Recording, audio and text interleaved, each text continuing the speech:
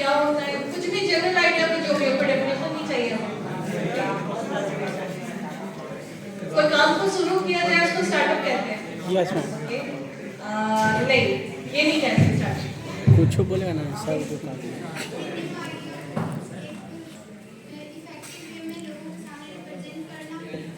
या short of, मतलब आप 50% करेक्ट हो। New idea it's good, but new idea में क्या होना चाहिए? न्यू आइडिया तो कोई भी बिजनेस को स्टार्ट करना कुछ नया हो सकता है, पर नयापन में क्या करना है? दूसरों से अलग हो, राइट, जो इनोवेटिव हो, ठीक है। और भी बता सकते हैं? बताएगा जी। Okay fine. सो मैं कितना तुम सही बता दो, लेकिन उसमें से कट ही जाएगा।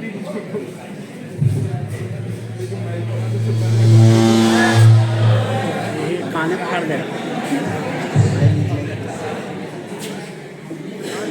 स्टार्टअप मतलब ऐसा बिजनेस आइडिया जो इनोवेटिव है, जिसमें टेक्नोलॉजी की यूज की गई है, और किसी भी बिजनेस को करने के लिए खूब सारे पैशन की जरूरत होती है।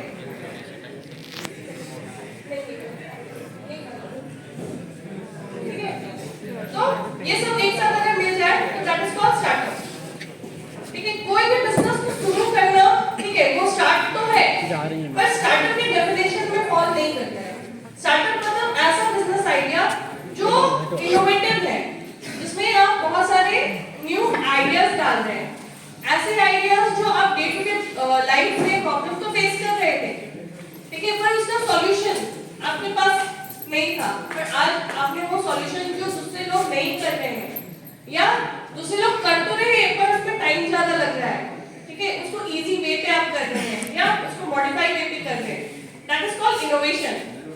ठीक है, एंड उसमें जब आप टेक्नोलॉजी की यूज करते हैं और उसमें खूब सारा अपना पैशन लगाते हैं, टोटल चीज को रिकॉर्ड करना, पकड़ो, ठीक है, जो भी हो रहा है उसको रिकॉर्ड करना सही से, ठीक है ना, एक भी चीज छूटा नहीं। आज के टाइम में कोई एग्जांपल्स दे सकते हैं स्टार्टअप क्या होता है? मतलब एग्जांपल बेसिक आपके डे टू डे लाइफ में कौन से स्टार्टअप इससे बढ़िया उनके सर्विसेज को यूज खड़ा करते होए हैं, पड़ेगा।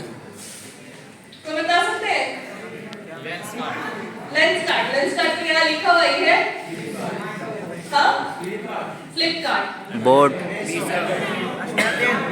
जोमेटो यूज करते हैं, Swiggy, Uber, Ola, these are basic things जो पहले भी हम रेस्टोरेंट में खाना खाते थे, ठीक है, पर उन्होंने क्या प्रॉब्लम सॉल्व किया?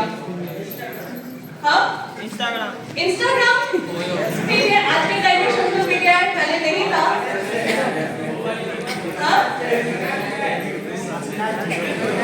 ओके ओके ओके, अच्छा कम बता देंगे ना, ठीक है, तो इन्होंने क्या प्रॉब्लम सॉल्व किया? मैं स्विगी की बात पकड़ ले भैया, जोमेटो की बात करती हूँ, इन्होंने क्या प्रॉब्लम सॉल्व किया?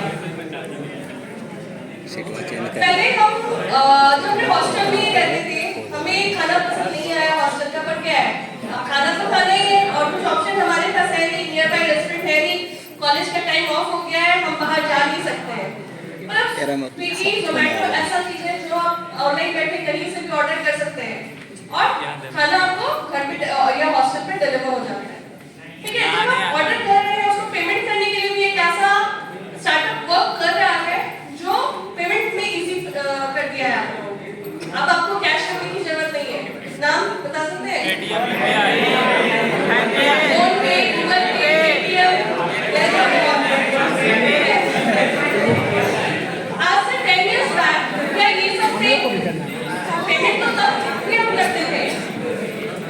तब भी हम करते थे, पर आज से 10 इयर्स बैक ये सारे स्टार्टअप वर्क नहीं कर रहे थे, पर किसी ने प्रॉब्लम तो आइडेंटिफाई किया होगा कि मेरे पास कैश नहीं है, रात को 10 बजे मैं कहाँ जाऊँ एटीएम में, या बैंक में लंबा लाइन कौन लगने जाता है, चेक पेमेंट कौन करता है, बैंक के ब्रांचेस कहाँ है।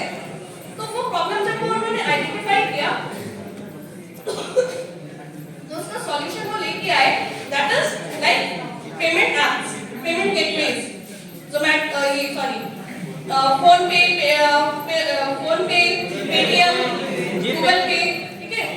तो ऐसा अगर आप आज से 10 इयर्स बैक पे जाओगे या 5 इयर्स बैक पे जाओगे तो आपको पता चलेगा बहुत से ऐसे चीजें थी जो आज के टाइम में अवेलेबल है, जो हमारे लाइफ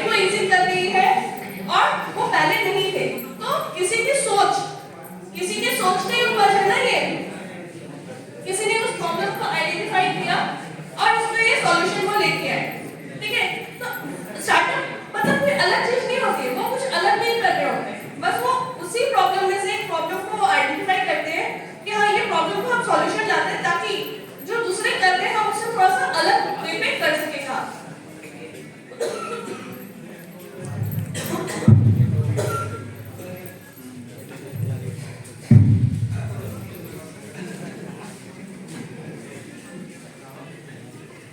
चलिए लेंस काट के बता सकते हैं उन्होंने क्या किया?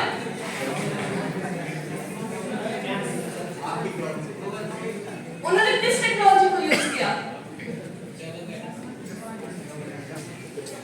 आर्टिफिशियल इंटेलिजेंस, ठीक है, एआई को उन्होंने यूज किया। किस तरीके से? अब आपके फेस पे कौन सा चश्मा सूट करता है, अपना फोटोज पे डालते हैं, डिफरेंट टाइप्स ऑफ ग्लासेस आप वहां पे यूज कर लेते हैं, है ना?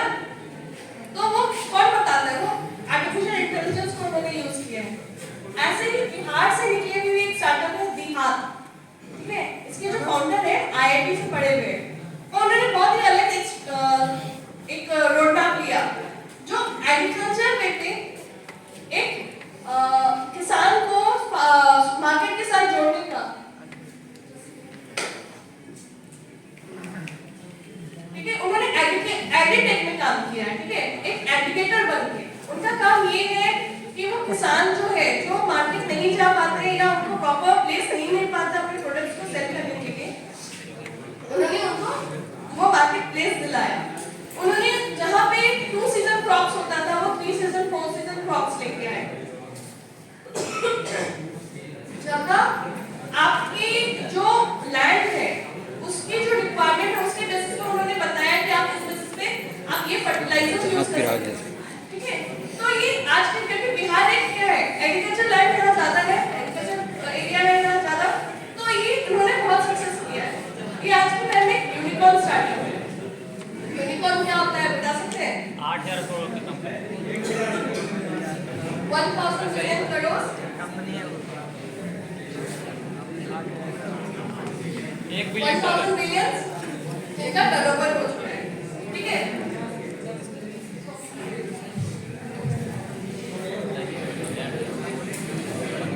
So why to choose startup as a career option? ठीक है, आज आप सब स्टूडेंट हैं, पढ़ाई कर रहे हैं, सबका मोटिव क्या है? जॉब करना, पैसा कमाना। पैसा क्या जॉब करके कमाया जा सकता है? नहीं कमाया जा सकता है। जॉब करके बहुत लिमिटेड पैसा कमाया जा सकता है, जिससे आप डे टू डे खर्च ही केवल निकाल सकते हैं, ठीक है। एक्सपेंशन के लिए, ग्रोथ के लिए, अपने शौक को भी पूरा करने के लिए, या एक सेटिस्फैक्शन कि मैं कुछ ऐसा कर रहा हूँ जिससे लोग मुझे जान रहे हैं, या मैं सिर्फ जॉब कर नहीं रहा हूँ, मैं जॉब दे रहा हूँ, ठीक है।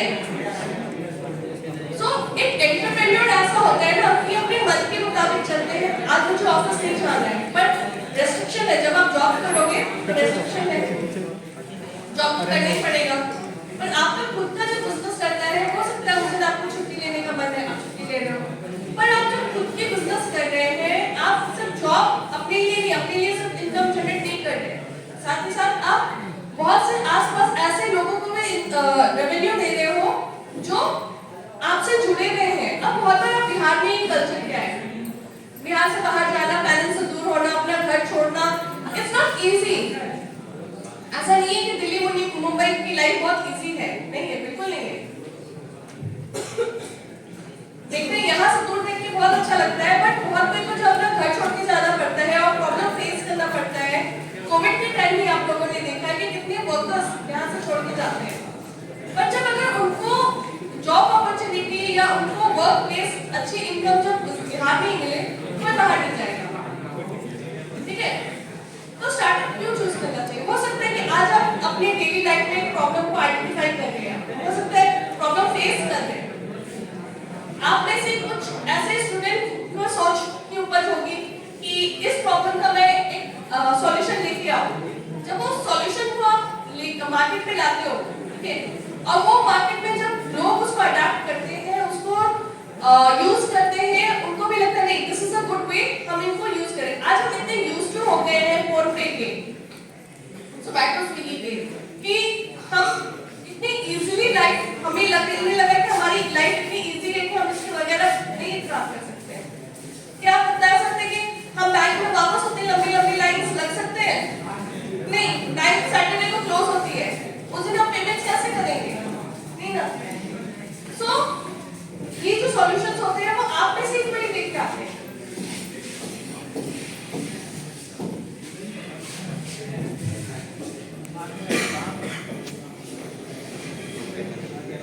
तो अभी तक मैंने जितना भी बताया उसमें से एक ट्रेडिशनल बिजनेस होता है, एक स्टार्टअप होता है, एंटरप्रेन्योरशिप होता है।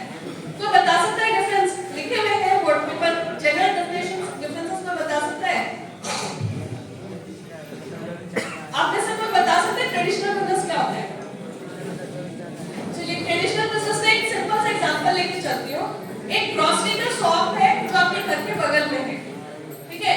एक बिग बास्केट है, बिग बास्केट का नाम सुना है? यस हाँ, बिग बास्केट क्या काम करती है? ऐप है, सामान पहुंचाता है। हाँ सामान जो भी ऑर्डर करते हैं वो पहुंचाता है घर। हाँ, ग्रोसरी का सेम ग्रोसरी बिग बास्केट में प्रोवाइड करती है, पर उसकी रीच क्या होती है? आप उसको ऑनलाइन बुक करते हो, वो सामान आपको घर पे लाके दे देता है। कोई स्टोर नहीं है बिग बास्केट का, ठीक है? वेयर हाउस है ऑब्वियसली, ठीक है? अब एक ग्रोसरी शॉप जो आपके घर के पास है, उसकी रीच कितनी है? उसके कस्टमर्स कितने होंगे? 50 बस उतने ही होंगे जितने मोहल्ले में होंगे, या बहुत अच्छा नामी फेमस होगा तो समझ लीजिए पूरे बिहार शरीफ का होगा कस्टमर्स उसका पास। पर बिग बास्केट के कस्टमर्स कितने होंगे? पूरे भारत में बहुत सारे, वर्ल्ड वाइड है, पूरे इंडिया के लोग हैं। मैं खुद यूज करता हूँ, मेरे घर के पास भी ग्रोसरी की शॉप है, पर मेरे पास टाइम नहीं है। As I am working person, मेरे पास टाइम नहीं है कि मैं नीचे भी जाऊँ और उसको लिस्ट लेके आऊँ कि ये मेरे सामान की लिस्ट है, आप पहुंचा देना, या मैं उसको बता रही हूँ मुझे ये सामान चाहिए, ये सामान चाहिए। नहीं, मैं कहीं पे भी बैठी हूँ, मैं ट्रैवल नहीं कर रही हूँ, मैं बिग बास्केट ओपन करती हूँ और अपना सामान लिस्ट उसमें डालती हूँ, वो मेरे घर पे आ जाता है। पेमेंट करने के लिए मुझे कैश की जरूरत नहीं है, फोन पे यूज कर लिया, पेटीएम यूज कर लिया, है ना? तो सोचिए, एक ट्रेडिशनल बिजनेस की रीच लिमिटेड होती है, एट द सेम टाइम आप एक एंटरप्रेन्योरशिप कर रहे हो, तो स्टार्टअप कर रहे हो, तो आपकी रीच वर्ल्ड वाइड होती है। जहां आपकी रीच लिमिटेड है तो समझिए आपके कस्टमर्स भी लिमिटेड होंगे, आपकी इनकम लिमिटेड ही होंगे, पर वहीं आपके जहां आपने एंटरप्रेन्योरशिप किया, टेक्नोलॉजी यूज किया, आपने स्टार्टअप किया, वहां आपके कस्टमर्स कितने होंगे? हो सकता है कोई भी नेक्स्ट किसी भी डोर पे आपके कस्टमर होंगे, हो सकता है बिहार से कितने ही नहीं, पटना से भी आपको ऑर्डर आ रहा हो सकता है आपको मुंबई से भी ऑर्डर आ रहा है, ठीक है? सो तो आपके कस्टमर्स की रीच भी बड़ी होती है और आपकी इनकम भी उसमें इनकम ग्रोथ भी ज्यादा होता है as compare to traditional business. और जब आप एंटरप्रेन्योरशिप करते हो, स्टार्टअप करते हो, तो आपकी ग्रोथ की रेट क्या होगी? बहुत हाई रहती है, बहुत जल्दी जल्दी, क्योंकि जितने लोग, अब सोशल मीडिया इतना अच्छा प्लेटफॉर्म है एडवर्टाइजमेंट के लिए कि आप अपने प्रोडक्ट्स को सोशल मीडिया में डाल रहे हो, उसमें एडवर्टाइज कर रहे हो, तो आपकी रीच, आपकी एडवर्टाइजमेंट लोगों के पास बहुत इजीली जाता है, ठीक है? और लोगों को लगता है, अच्छा ये देखो, हमने Amazon में कुछ चेक किया, एट द सेम टाइम मैंने उसको क्लोज करके मैं अपने इंस्टाग्राम खोलती हूँ, सेम प्रोडक्ट जो मैंने Amazon में व्यू किए थे वो इंस्टाग्राम पे आने लगे, ठीक है? अब उसका एडवर्टाइजमेंट देखो, पर एट द सेम टाइम मैं अगर कोई ट्रेडिशनल बिजनेस के पास जाती हूँ, मैं कपड़े के शॉप में जाती हूँ और कपड़ा देखती हूँ, मुझे पसंद नहीं आया, मैं चली गई, तो क्या वो फिर से मुझे अप्रोच कर पाते हैं? नहीं कर पाते। फिर मैं नेक्स्ट कभी उनके पास गई तो गई, नहीं तो फिर मैं नहीं जा रही। पर एट द सेम टाइम ये जो सोशल मीडिया है, ये जो टेक्नोलॉजी हम यूज कर रहे हैं आज के टाइम में अपने एडवर्टाइजमेंट के लिए, हमारे प्रोडक्ट्स की रीच को बढ़ा देते हैं, है ना?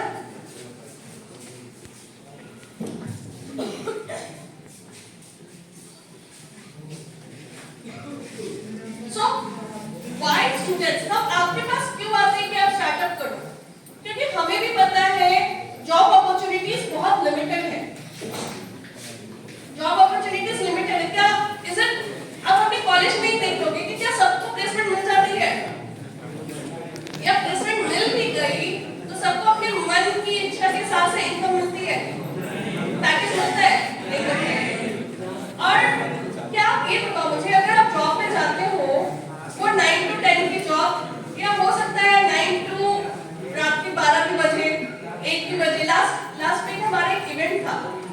Business connect, I don't know आप लोगों में से कितने को पता होगा, ये ग्लोबल इन्वेस्टर्स मीट था, जिस वजह से हम चाहे नहीं चाहे हमें रात को 12 बजे तक ऑफिस में स्टे करना पड़ता था, सुबह 8 से रात के 12 बजे तक, पर हमें उससे कुछ एक्स्ट्रा इनकम तो जनरेट नहीं हो रहा था। पर आप अगर इतनी मेहनत अगर अपने बिजनेस के लिए करोगे तो वो आपके बिजनेस के ग्रोथ में हेल्प करेगा और आपको एक्स्ट्रा इनकम भी जनरेट करेगा। सेकेंड थिंग, आप जो स्टूडेंट्स हैं बहुत ही मिनिमम रिस्क में वर्क करते हो, क्यों? क्योंकि अभी आपके पास घर की लायबिलिटी नहीं है, लायबिलिटीज है घर की, शादी हो गई, बच्चे हो गए, स्कूल भेजने किसी को नहीं ना, और हमारे पास ये है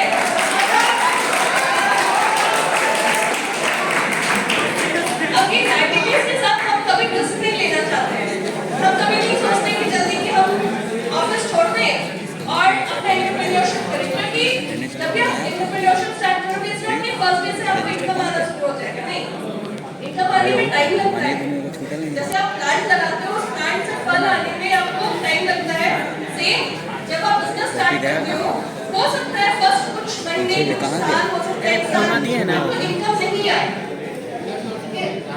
इसीलिए बोला जाता है तो रिस्क वाला पार्ट होता है कि इंसान बिना इनकम का आप काम कर रहे हैं, पर आपकी पैशन इतनी तगड़ी है कि आप उसको इनकम जनरेट कर सकते हो। अभी मानियो के नंबर का टेंस ठीक है,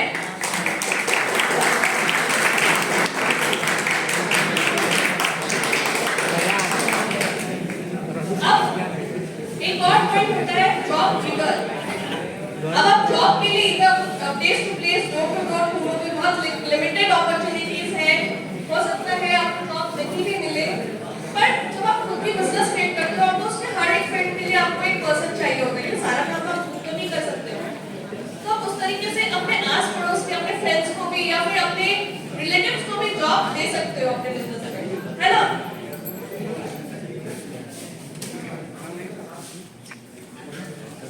स्टार्टअप साइकिल, सबसे पहले क्या होता है, प्रॉब्लम आइडेंटिफाई करना है,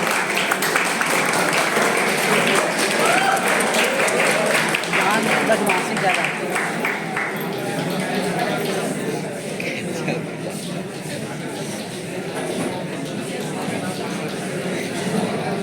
जिसका टीचर सबसे पहला फेज क्या होता है स्टार्टअप के साइकिल जर्नी में, एक प्रॉब्लम आइडेंटिफाई करना। आप अपने सेम पहले बताया कि आपने डे टू लाइफ में एक प्रॉब्लम आइडेंटिफाई करके उसे एक सिंपल सा सॉल्यूशन आप लेके आते हैं, उस सॉल्यूशन को जब आप एक मिनिमम प्रोटोटाइप प्रोडक्ट बनाते हैं उसको मार्केट में लॉन्च करते हैं, लॉन्च करने के बाद आप क्या करते हैं, फीडबैक लेते हैं, मेरा प्रोडक्ट में क्या हमें अच्छा लगा क्या नहीं अच्छा लगा, और हमेशा नेगेटिव फीडबैक जरूर लेना चाहिए, क्योंकि जब तक आपके पास नेगेटिव फीडबैक नहीं आया तो उसमें इम्प्रूवमेंट क्या करोगे। हर जब पॉजिटिव अच्छा नहीं होता है, हमेशा कोई आपकी बड़ाई करते रहे वो सही नहीं है, बुराई जरूरत होती है तभी आप अपने में चेंजेस उसको बना दीजिए ना, उसको बनाने दीजिए, है ना। जब आपने फीडबैक लिया उस फीडबैक के बेसिस पे आपने पूरा कर ले लो ना वीडियो, लगा आपने वो चेंजेस किया, उसके बाद एक मिनिमम वाइबल प्रोडक्ट सबका पर्टिकुलर लोकेशन के लिए घूम जाओ, लेकर घूम जाओ, एक पर्टिकुलर लोकेशन के लिए आपने अपने प्रोडक्ट को सेल किया, ठीक है, उससे बढ़िया मोबाइल वाले के खड़े ना चल देते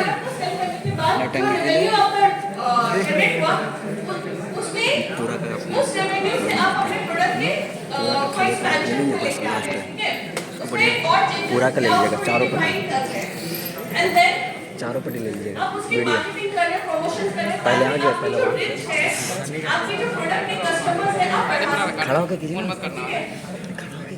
So basically ये लाइफ साइकिल होता है किसी भी बिजनेस का, धीरे-धीरे। किसी भी स्टार्टअप का, कि बिना प्रॉब्लम आइडेंटिफाई किए आप सॉल्यूशंस क्या लेके आओ।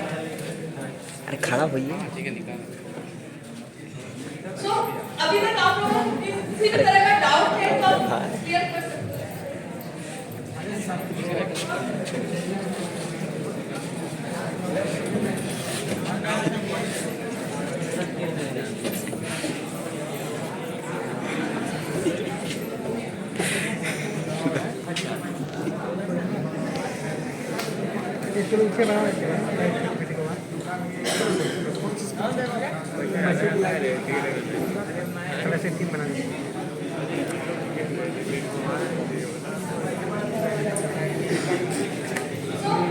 एक स्टार्टअप को स्टार्ट करने में सबसे पहले किन किन चीजों की रिक्वायरमेंट होती है बता सकते हैं? हाँ, आइडिया। ओके, आइडिया तो आपको लाना है, उसके अलावा पैसा, फंडिंग, टीम, वर्किंग प्लेस, है ना? सबसे पहली बात होती है फंडिंग। अब बिहार गवर्नमेंट हम क्यों आपके पास आए? As a representative of Bihar government हम आपके पास क्यों लाए? हाँ, क्योंकि बिहार गवर्नमेंट ने एक पॉलिसी बनाया है, बिहार स्टार्टअप पॉलिसी 2020, ठीक है? सबसे पहले इन्होंने लॉन्च किया था 2017 में। जिस तरीके से मैंने बताया ना, स्टार्टअप के जो नेगेटिविटीज होते हैं उसकी फीडबैक लेनी चाहिए, वैसे हमने भी फीडबैक लिया कि हमारा 2017 वाला पॉलिसी जो है उसमें क्या क्या नेगेटिव है उसको बताया जाए। तो वो नेगेटिव को उन पॉइंट्स को खत्म करते हुए हमने 2022 में नया पॉलिसी लेके आए, ठीक है? एंड इस पॉलिसी के थ्रू बिहार गवर्नमेंट आपको सपोर्ट करती है, हेल्प करती है कि आप खुद का एंटरप्रेन्योरशिप लगा सके, आप खुद का एक स्टार्टअप स्टार्ट कर सके, ठीक है?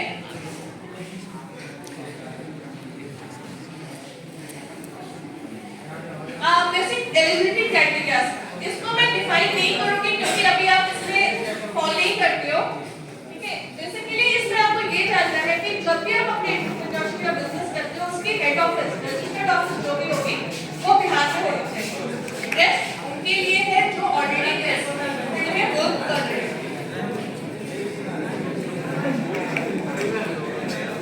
फंडिंग मोस्ट इम्पोर्टेंट, सुन लीजिएगा सब, पीछे जो बात कर रहे हैं प्लीज थोड़ा सा साइलेंट मेंटेन कीजिए।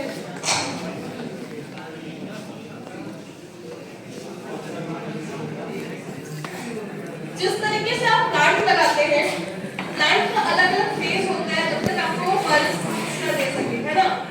सेम आपके बिजनेस में भी अलग अलग स्टेप होते हैं जहां पे आपको फंडिंग की रिक्वायरमेंट होती है या एक एस्टिमेशन की रिक्वायरमेंट होती है, ठीक है? और हर एक टाइम में अगर आप उसको नहीं सपोर्ट करोगे आपका बिजनेस इनकम देना बंद कर देगा या एक लेवल अच्छे लेवल तक नहीं जा पाएगा। तो जब आप प्लांट लगाते हो आपको सीड की रिक्वायरमेंट होती है, जब आप बिजनेस स्टार्ट करोगे आपको सीड फंडिंग गवर्नमेंट देती है जो कि 10 लाख रुपए है। एंड जो लोन है, बट इस लोन का फायदा क्या है, इसमें आपको इंटरेस्ट नहीं देना है, ये इंटरेस्ट फ्री लोन है जो 10 साल के बाद आपको रिपे करना है। तो किसी भी बिजनेस को डेवलप करने के लिए 10 इयर्स बहुत होते हैं कि आप 10 लाख का जो सीड फंड लोन दिए थे गवर्नमेंट से वापस कर सको, ठीक है? तो देखिए, फ्री का कोई भी चीज मिलता है, गवर्नमेंट इसको ग्रांट भी दे सकती थी कि फ्री में हम चलो 10 लाख रुपए दे रहे हैं, आप अपना बिजनेस स्टार्ट करो, और फ्री की चीज की कोई वैल्यू नहीं होती है, ठीक है? इसलिए गवर्नमेंट ने सोचा कि नहीं, फ्री नहीं देंगे, इसको लोन देंगे ताकि आप में ये रहे कि नहीं मुझे ये वापस करना है और अपने बिजनेस के इनकम से वापस करना है, ठीक है? इसीलिए उसको गवर्नमेंट ने इंटरेस्ट फ्री लोन बनाया, एक सॉफ्ट लोन की तरह लॉन्च किया। उसके बाद आप जिस भी स्टेज में आपकी बिजनेस होती है, मतलब अगर आपका बिजनेस स्टार्ट हो चुका है, एस्टैब्लिशमेंट चाहिए, तो वहां पे गवर्नमेंट ने आपको early stage funding as a 15 lakh rupees दिया है। ये भी लोन है पर इसमें गवर्नमेंट ने सिंपल इंटरेस्ट 5% चार्ज किया है जो आपको 7 इयर्स तक रिपे करना है, ठीक है? मतलब आपका आपने प्रोडक्ट बना लिया, प्रोटोटाइप बना लिया, आप मार्केट में आ गए, अब आपको एक्सपेंशन की जरूरत है, तो उस केस में आपको अर्ली स्टेज फंडिंग हेल्प करती है।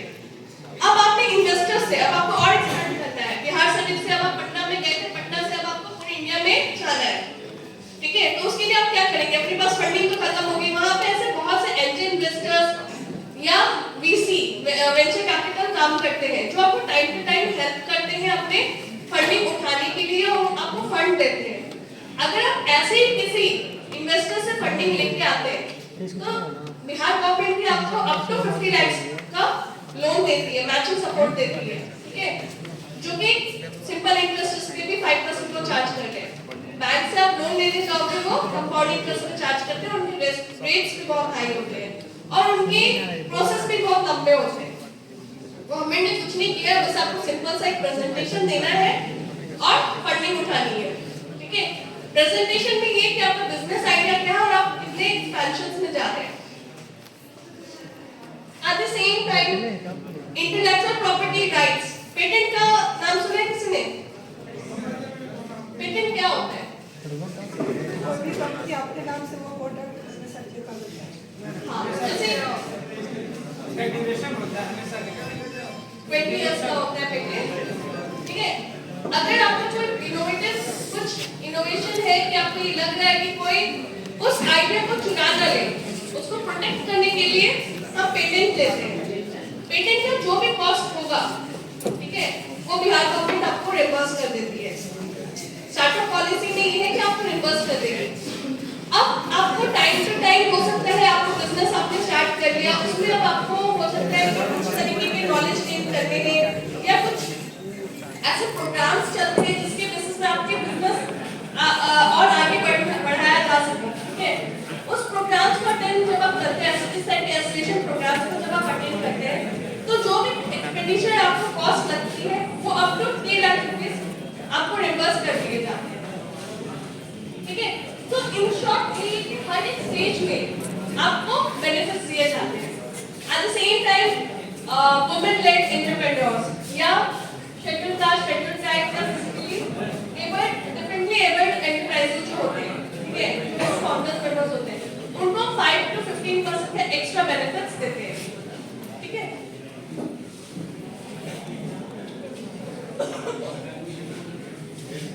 अब स्टेजेस ऑफ इवैल्यूएशन, हमारा पोर्टल का लिंक दिया हुआ है startup.bihar.gov.in, ठीक है, इसको आप मार्क कर लीजिए। हमारा सिंगल विंडो सिस्टम है, आपको कहीं ऑफिस नहीं आना है, कुछ नहीं करना है, आपको बस इस पोर्टल पे जाना है और इस पोर्टल के थ्रू अपना जो भी बिजनेस आइडिया है वहां पे रजिस्टर करना है, ठीक है। और जब आप रजिस्टर करते हो, जैसे अभी दिसंबर चल रहा है, आपने समझे दिसंबर में रजिस्टर किया, तो टिल 31 दिसंबर हमारे पास 1 दिसंबर से 31 दिसंबर तक जितने भी एप्लीकेशंस आते हैं उसका इवैल्यूएशन हम 1 जनवरी से स्टार्ट करेंगे, ठीक है। And with in 45 days funding, आपका सारा डॉक्यूमेंटेशन जो भी प्रोसेस है, विद इन 45 डेज आपकी फंडिंग आपके बैंक में होती है। अब टाइम यहाँ इसलिए लग जाता है कि आपको कंपनी क्रिएट करना है, आपको बैंक अकाउंट खुलवाना है, ये बेसिक रिक्वायरमेंट्स जो होती है वो अगर आप कंप्लीट कर लेते हैं विद इन 45 डेज, तो फंडिंग आपके अकाउंट में 45 डेज में आ जाती है और आप अपने बिजनेस को स्टार्ट कर सकते हैं, ठीक है। और जब भी कोई एप्लीकेशन हमारे यहाँ आता है, हम उनको 2 कैटेगरी में बांटते हैं। कैटेगरी ए उन लोगों के लिए है जो ऑलरेडी बिजनेस कर रहे हैं और कुछ टर्नओवर यानी कुछ इनकम उन्होंने जनरेट कर दिया है। पर आप जैसे स्टूडेंट अगर रजिस्टर करते हो आप नए आइडिया के साथ, हम उनको कैटेगरी बी में डालते हैं। कैटेगरी बी में सिंपल सा एक एग्जाम हम आपसे लेते हैं। एग्जाम का पर्पस ये है कि आपको बिजनेस का बेसिक नॉलेज, जैसे जीएसटी क्या होता है या हमारे पॉलिसी को आपने पढ़ा है कि नहीं पढ़ा है, या कंपनी क्या होती है, प्राइवेट लिमिटेड कंपनी क्या होती है, बेसिक सिंपल नॉलेज है। उसका ओरिएंटेशन भी आपको देते हैं, उसके स्लाइड्स होते हैं, स्टार्टअप इंडिया के कुछ प्रोग्राम्स हैं, वो प्रोग्राम्स के स्लाइड्स देते हैं। वो बेसिक आपको एग्जाम क्लियर करना होता है। पर्पस ये नहीं है कि हम आपको छाटे, पर्पस बस ये है कि आप जब भी बिजनेस करने उतरो मार्केट में, आपको इतना नॉलेज रहे कि कोई आपको चीट ना कर सके, ठीक है। तो उस केस में एग्जाम होता है एक, और जिन भी स्टूडेंट्स का एग्जाम क्लियर हो जाता है, हम पिचिंग राउंड करवाते हैं। शार्क टैंक देखा है आप लोगों ने? शार्क टैंक देखा है ना? उसमें लोग अपने प्रोडक्ट्स लेके जाते हैं। हम नहीं बोलते कि आप अपने प्रोडक्ट्स लेके आओ, हम ये बोलते हैं कि 5 to 6 पेजेस का प्रेजेंटेशन लेके आओ कि आप क्या बिजनेस कर रहे हो, क्या बिजनेस आइडिया है आपकी, कैसे रेवेन्यू जनरेट करोगे, आपके टीम मेंबर्स कौन होंगे, ठीक है। और वो प्रेजेंटेशन हर पहले समझिए हमारे यहाँ ऑफिस में भी शार्क टैंक होता है, ठीक है। हम सबके प्रेजेंटेशन देखते हैं, एक्सपर्ट पैनल्स होते हैं वहाँ पे, हमारे डायरेक्टर्स होते हैं, और जिनका भी आइडिया अच्छा लगा या जरा सा भी हमें 20% भी लगा कि नहीं ये बंदा अच्छा आइडिया कर रहा है और इससे ये आगे जा सकता है, तो हम उनको वहाँ पे फंडिंग देते हैं। And once you are selected, आपको टाइम दिया जाता है बेसिक डॉक्यूमेंट्स क्लियर करने के लिए। आप कंपनी क्रिएट कर सकते हो या फिर पार्टनरशिप क्रिएट कर सकते हो, बैंक अकाउंट ओपन कर सकते हो, एंड देन आपके जो बेसिक डॉक्यूमेंट्स है, आपके जो केवाईसी डॉक्यूमेंट्स होते हैं वो सबमिट करके एंड अब फिर आपका फंडिंग आपके अकाउंट में होगा। सो की हाईलाइट 45 डेज का जो हमारा सर्कल है, साइकिल है, वो हमने आपको बताया। अभी तक हमारे पास 536 स्टार्टअप्स रजिस्टर्ड है और हर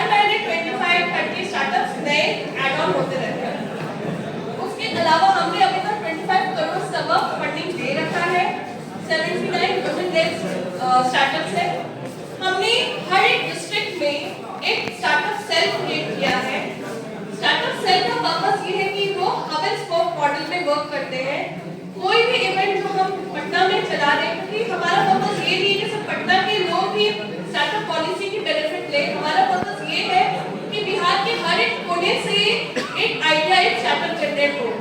ऐसा नहीं है कि जो पटना में पढ़ रहे हैं बस उन्हीं के पास स्टार्टअप आइडियाज नहीं है, ऐसा नहीं है। हर एक स्टूडेंट के पास इतनी काबिलियत है कि वो एक आइडिया को क्रिएट कर ही सकता है जो कि इनोवेटिव है। सो हर एक डिस्ट्रिक्ट में हम एक स्टार्टअप सेल क्रिएट कर रखे हैं जो आपको हेल्प करती है। अगर आपको किसी भी तरह का डाउट है तो आप उसके पास जा सकते हैं, या आप रजिस्ट्रेशन में इशू आ रहा है आप उसके पास जा सकते हैं, वो आपको हेल्प करेंगे, वो हम कनेक्ट करवाएंगे। और नालंदा डिस्ट्रिक्ट में नालंदा गवर्नमेंट इंजीनियरिंग कॉलेज में स्टार्टअप सेल क्रिएटेड है। आप उनके साथ हेल्प कर सकते हैं, उनके कोऑर्डिनेटर्स आए हुए हैं, आप उनका नंबर्स ले सकते हैं ताकि आप अपने जब भी प्रॉब्लम फेस करो आप उनसे हेल्प ले सकते हैं।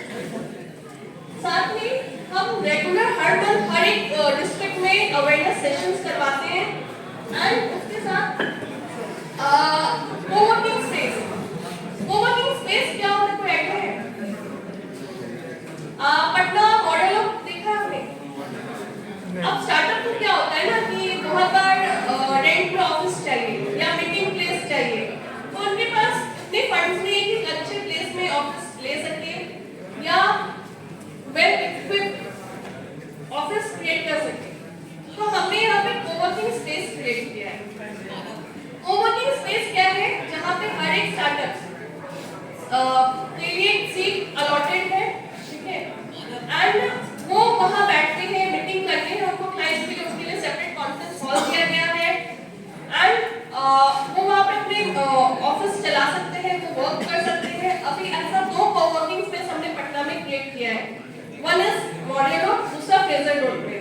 और अभी हमारे ये है कि प्लानिंग ये है कि हम हर एक डिस्ट्रिक्ट में इस तरीके कोवर्किंग स्पेस बना सकें ताकि आपको बहुत ही कम रेट पे एक ऑफिस मिल सके जिससे आप अपने क्लाइंट्स मीटिंग कर सकें या आप अपने बिजनेस को रन कर सकें, ठीक है।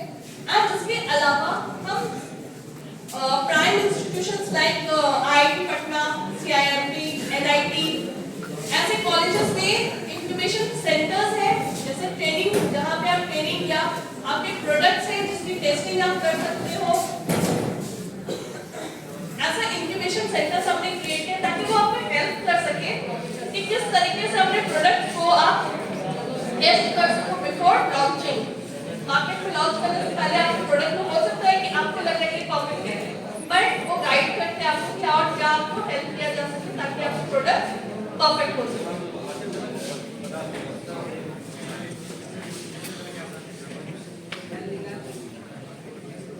So these are basic key initiatives जो मैंने ऑलरेडी आपको बता दिया है। ये कुछ इवेंट्स हैं जो हम रेगुलर कराते हैं ताकि हमारा जो स्टार्टअप पॉलिसी है वो लोगों तक जा सके, वो उनको बता सके एंड पता चले। लास्ट हमने बिहार इनोवेशन चैलेंज करवाया था जो कि ऑल ओवर इंडिया से students, college students, school students and startup से रिसर्च स्कॉलर्स आए थे, ठीक है, जिन्होंने पार्ट किया था, अपना स्टॉल्स लगाया था। And it's like it was like ऐसा नहीं था कि सिर्फ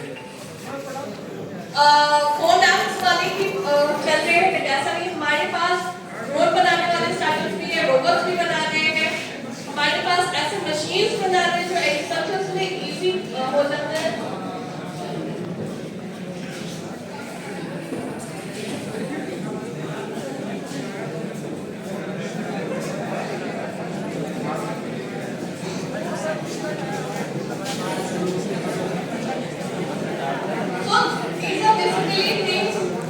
जो आपको प्रोवाइड की जा रही है, टाइम टू टाइम इवेंट्स किए जा रहे हैं ताकि आप और स्टार्टअप के बारे में जान सकें, स्टार्टअप की दुनिया के बारे में जान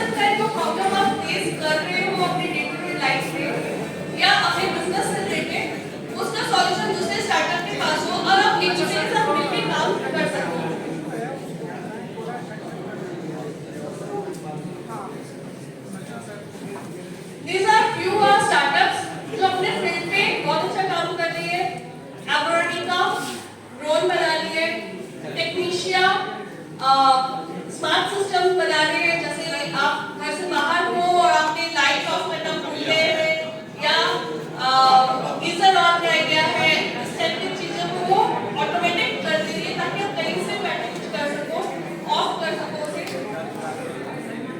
नेक्स्ट इज हॉस्पिटल, जो आपके 108 बॉडी स्कैन्स या बॉडी टेस्ट को 10 to 20 मिनट्स में मशीन से कर देती है। एंड जो आज के टाइम में वो दिल्ली में बहुत अच्छा वर्क कर रहे हैं। तो ऐसा नहीं है कि स्टार्टअप मतलब सिर्फ और सिर्फ एक ऐप बना लेना, नहीं, ऐसे बहुत से ऐसे प्रोडक्ट्स भी बना रहे हैं जो आपके डे टू डे लाइफ को इजी कर रहा है। It's a few startups, Mythvilla and Stepify and Inhan. ये कुछ ब्रांड इंस्टीट्यूशंस हैं जो हमसे जुड़े हुए हैं, जो आपको हेल्प करने के लिए हमेशा रहते हैं ताकि आप अपने बिजनेस को आगे चला सकें। So that's it. अगर किसी को कोई डाउट है आप पूछ सकते हो। हमारा लिंक दिया गया है, हमारा पोर्टल दिया गया है, मेरा नंबर दिया गया है और स्टार्टअप सेल के लोग भी यहाँ पे हैं ताकि आप, अगर आप में से कोई भी एंटरप्रेन्योरशिप स्टार्ट करना चाहता है, स्टार्टअप करना चाहता है, आप उसमें रजिस्टर कर सकते हैं। कोई डाउट है तो आप पूछ सकते हैं। नहीं